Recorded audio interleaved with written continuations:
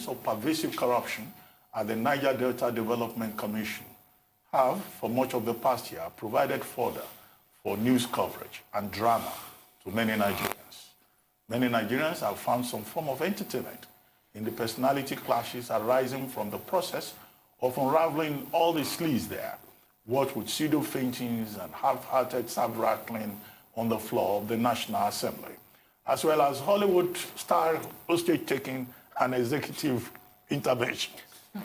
But in all of this, there are stakeholders in the Niger Delta who have found no joy at all in the sequence of events, which they say has not only been a source of disrepute to the region, but continues to deprive it of opportunities for realizing its enormous socio-economic potential. Recently, one of such groups, the Niger Delta Rights Advocates, made a presentation before the House of Representatives Committee investigating allegations of corruption at the Niger Delta Development Commission. For issues that came up for discussion at that hearing, we are now being joined from Arise Abuja studio by Darlington Nwauju, spokesman of the Niger Delta Rights Advocates, a group which claims to be engaged in intellectual militancy for the rescue of the rich-poor region. Welcome to the program, Darlington Nwauju.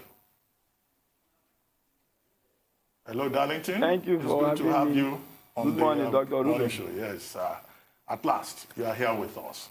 Now, your group, Niger Delta Rights Advocates, yes, finally, appeared before the House of Reps Committee on the NDDC, and you made representations on issues relating to the NDDC. And your group says it's involved in intellectual militancy. I'd like you first to define what you mean by intellectual militancy, and then to take us through the highlights of your submissions to the House of Representatives on the various allegations about corruption and mismanagement and opaqueness in the management of the NDDC. Well, Dr. Ruben, thank you again for having me. Good morning, Nigerians.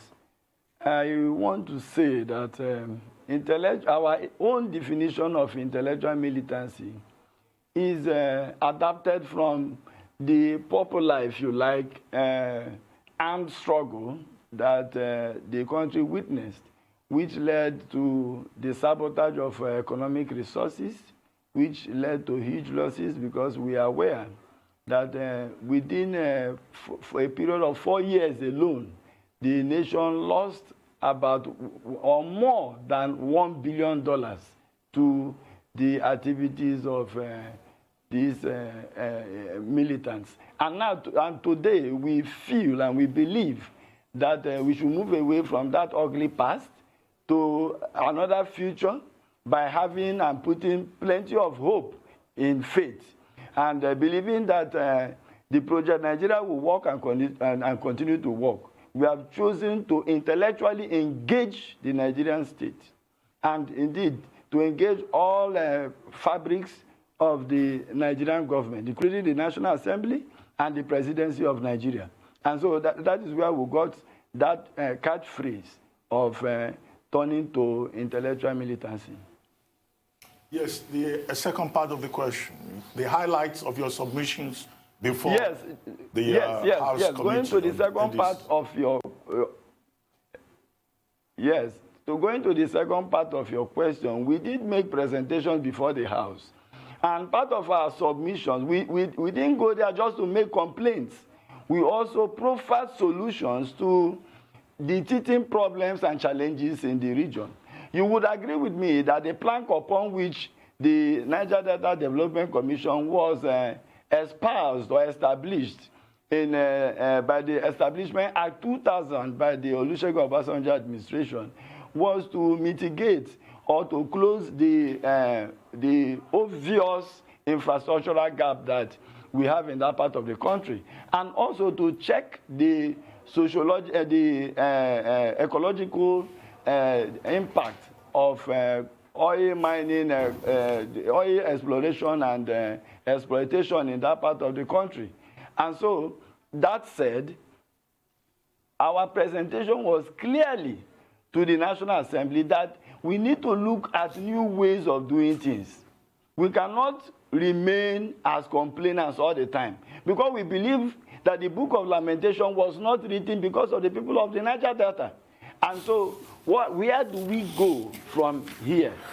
Beyond the probe, beyond the, as you rightly said in your prologue, beyond the dramatization of corruption, the shameful acts that are there in the public domain about the Niger Delta and the NDDC in particular, we decided to profile solutions. And part of the solutions we profiled is that Mr. President, who by the Establishment Act is empowered to supervise, control, and direct the NDDC, we suggested that Mr. President should take a second look at the Establishment Act 2000, which gave birth to the NDDC, and begin to implement the letters of that act establishing the NDDC. Because several sections of that act establishing the NDDC have been ignored over the years. For instance,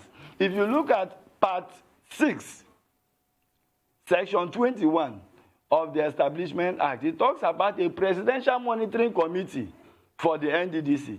And this committee has powers under Sub 1 and 2 of Section 21. It has powers to look at the management of funds by the NDDC and also look at project monitoring and implementation and report to the president periodically. This is very, very key.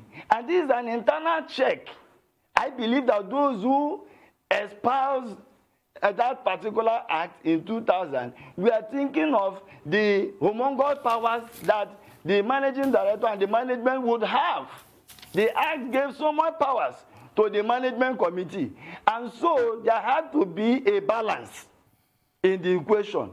And that balance comes from Section 21 of the Establishment Act. But over the years, that section has been completely ignored.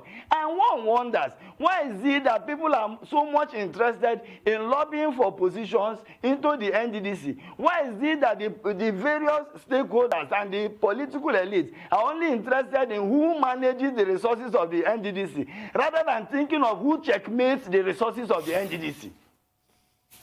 And so these are the issues that we try to present and canvass before the National Assembly. And also we also canvass that there is no way that the office of the Auditor General of the Federation, because this has to do with the Constitution of the Federal Republic of Nigeria 1999 as amended, that there is no way you can have the office of the Auditor General just merely looking or suggesting to agencies and commissions of government on who should audit their accounts without having punitive powers, without having powers to punish commissions and agencies who refuse to turn in their quarterly or annual reports. If you look at Section 85, subsection 3 of the 1999 Constitution, you will agree with me that the Office of the Auditor General has no powers to nominate who should audit, which company should audit the accounts of the various agencies and commissions of government. And so it leaves the Auditor General as a bystander, as an onlooker in the whole business of auditing in the Federation. And that is why, if you look at paragraph A of subsection 3, you would see clearly that the only powers that has been given by the Constitution to the Auditor General is for the Office of the Auditor General to suggest from the pool of registered external auditors, to suggest to these agencies and commissions of government who they can pick from a pool. Now, Part B of that subsection 3 talks about the fees. It can only suggest or give guides or suggestions on what amount should be paid to external auditors. Little wonder, in the case of the NDDC, we saw a situation where an external auditor was chosen by the ministry and the commission, the NDDC, and now wrote to the Auditor General of the Federation, informing the Auditor General of the choice of a certain Muyiwa Bashiru, who, to our mind, does not have pedigree. Okay. So these were part of the issues we canvassed before the pro panel, and we suggested that amendments should be made. But by the way, what do you in mean? order to have a commission that is service-oriented? Because as we speak now, that commission is not functioning at best 20% capacity. But Darlington, what do you mean a certain Bashiru has no pedigree? Is he not a professional? Hello? Hello, did you hear me? I can hear you. Yeah, you need to clarify that. Why did you say a certain Muiwa Bashiru has no pedigree? Is he not a professional? Or did they bring a carpenter to come and audit the accounts of the NDDC? We have, Dr. Ruben, we do have very well-known auditing firms. We have KPMG. We have PricewaterhouseCoopers.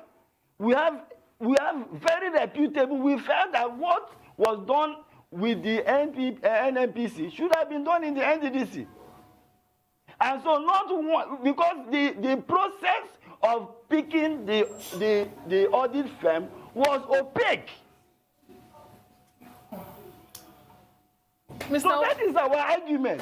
When once there is no transparency in the choice of whoever is coming to audit the account of the commission, it leaves so much of doubt in the minds of stakeholders.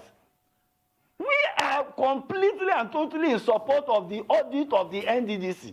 Okay. We are interested in knowing those who have been feeding fat from the commonwealth of the people of the Niger Delta. Mr. Nwauju, if you can hear me. Dr. Abati, I want to invite you to look at part 2 of the Establishment Act that establishes the NDDC.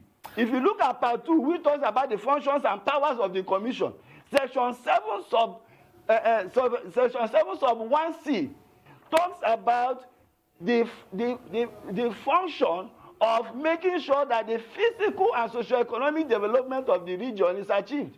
Today, what do we have?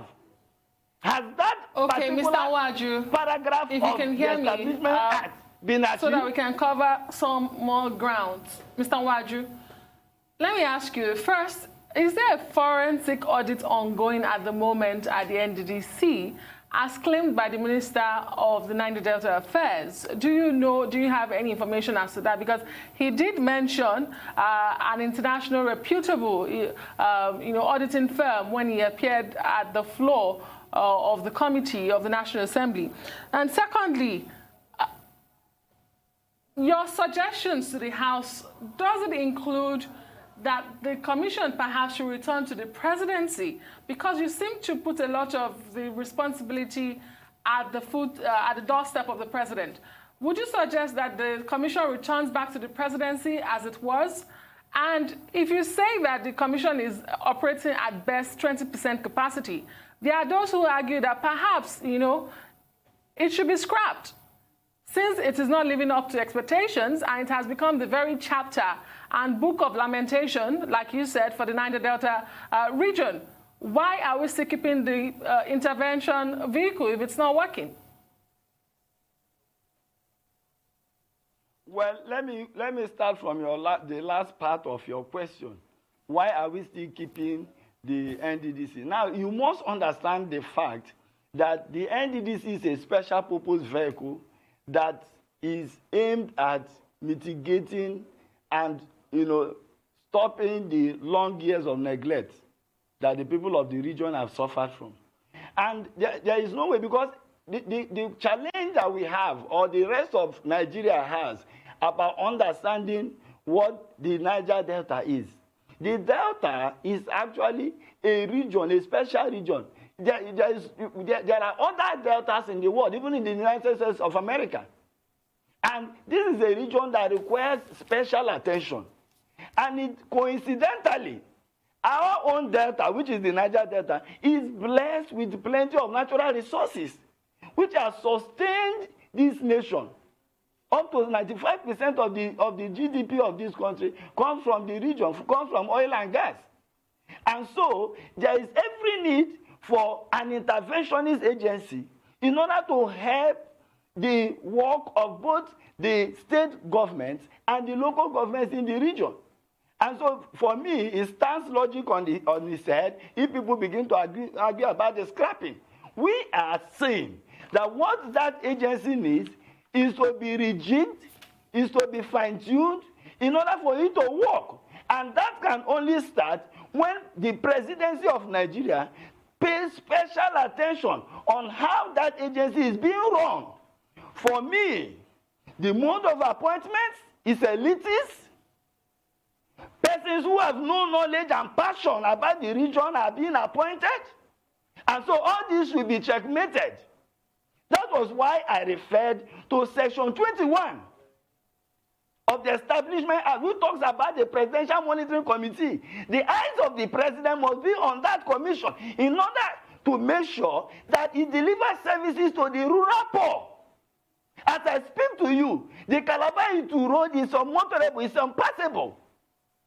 Look, this is an agency that should be working, for the people of the Niger Delta. This is the current state of the Calabar-Itu Road.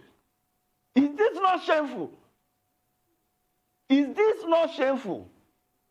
If your cameras can capture this properly, for the world to see, and we have an interventionist agency, and yet the people are suffering. How about other roads that are impassable? This is a road in Akwa Ibom State. Things that ordinarily the NDDC should be able to intervene and stop the pains, the anguish, the suffering of the people. This is another road abandoned by the NDDC in Delta State. This one is another road. In fact, where I come from, I cannot go to my village. This road is known as the Chokocho, Okwala Road. This leads to my village. I cannot go to my village. And so, when you have an agency that is not people-centric, when you have an agency that is elitist, when you have an agency that has been reduced, look at the section of the Act that talks about the agency has powers to advise the federal government on ecological problems and environmental problems in the region, monitoring oil pollution, stopping gas flaring. Have all those paragraphs and sections of the Act, have they been achieved? Has the agency attempted to suggest to the president or advise the president on the things that are going on, the gas flaring in the Niger Delta? The agency has been reduced to a commission that awards contracts on water hyacinths and the silting. Okay, Darlington, I feel your pain, but if you can hear me, I just want to bring up some issues. First, you said something that I shook a bit while I was sitting. You said the audits should be done by, known foreign companies like we all clamor. But in this same country, we have a ministry, a government agency that deals with local content and the like. Are you telling me that we can't get a proper Nigerian firm to do a forensic audit here? Because you were so quick to dismiss somebody that is not competent. So are you telling me that we can't get a firm owned by somebody from the Niger Delta, that same Niger Delta that produced likes of Dafionone, that are good accountants, to come and audit the NDDC? Secondly, you said some people are elitists. Some people don't have the passion for the region. But all the people I see, even the minister of the Niger Delta ministry, is from the Niger Delta. These are people that if you call them for, they'll say they've been part of the struggle of the Niger Delta. So it's your own people. That's the argument a lot of people will have against this one, that it's your own people. So why can't you reach out to your own people to develop the region? Because a lot of people argue with you that the presidency or the government has given the Niger Delta people a clean slate with their own people to run it, and now you're saying they're elitist. I mean, I don't get the plot here.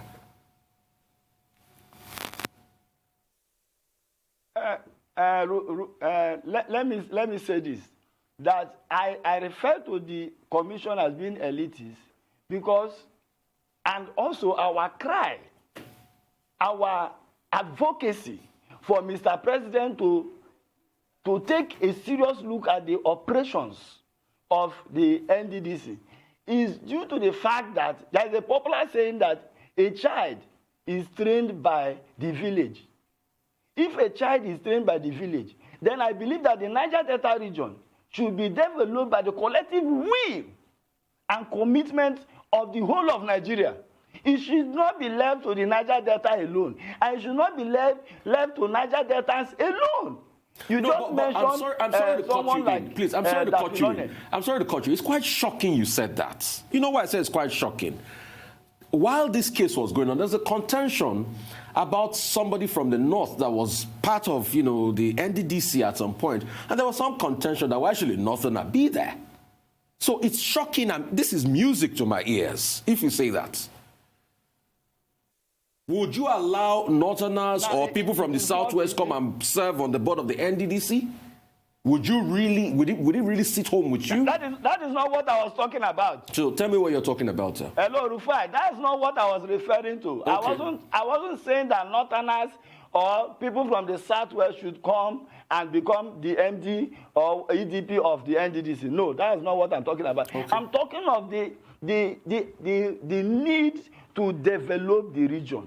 It should be a collective aspiration for Nigeria and Nigerians to see to the development of that region. Rufai, are you aware that in the next 25 years that there will be struggle and there will be scarcity of fresh water in the whole of the world?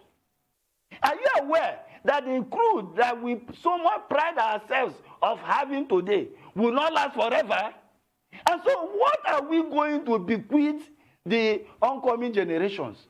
What am I going to tell my children? Which was what I said before the House committee. I was asking them, I have 3 kids. What am I going to tell them? What am I going to bequeath to them? What legacy? Because if the environment is devastated, if the aquatic life is being destroyed daily, and there is no socio-economic source of livelihood for people, there are no alternatives, and we have a commission which should be serving as that alternative, which should be providing such alternatives. What are we talking about? And so that is why we are saying that Nigerians should take interest in what is happening in the Niger Delta. Okay. Because whatever happens in the Niger Delta will affect the economy of the nation. Okay, Darlington. That is my argument. Darlington, as briefly as possible. Yeah, I can hear you. As briefly as possible, what do you make of the probe at the National Assembly so far? And then will you say that the Interim Management Committee has learned some lessons? Because shortly after all that drama that Nigerians witnessed, we suddenly heard that a 32-kilometer road was going to be commissioned. NDDC scholarships will be paid, and the NDDC headquarters was about to be completed all of a sudden. What do you make of all of that, briefly? Well, I want to say that those claims are merely diversionary. Now, let's start with the fact they talk about the road. That road was completed in June of 2019. That Obianembe link road, which is a 29 kilometers stretch, it was completed but was not commissioned in 2019. And that road was done under a tripartite arrangement between the Bayelsa State government, the NDDC, and the SPDC.